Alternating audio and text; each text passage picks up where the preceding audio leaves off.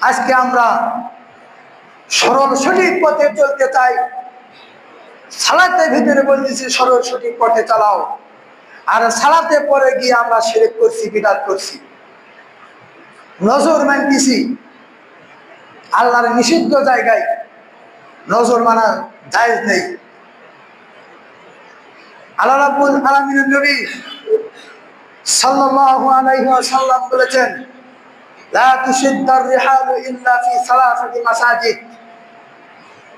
পৃথিবীতে 3টি মসজিদ ছাড়া, মানে আমাদের মাঝে এমনও মুসলিম রয়েছেন যারা নাকি পাগলা মসজিদ, তারা নাকি গোপালপুরে সে 360 গম্বুজ মসজিদ, বাগেরহাটের সে মসজিদ, বিভিন্ন উল্লেখযোগ্য এই মসজিদগুলো দর্শন করার জন্য, পরিদর্শন করার জন্য, নেকি বেশি হবে এই উদ্দেশ্যে তারা যান।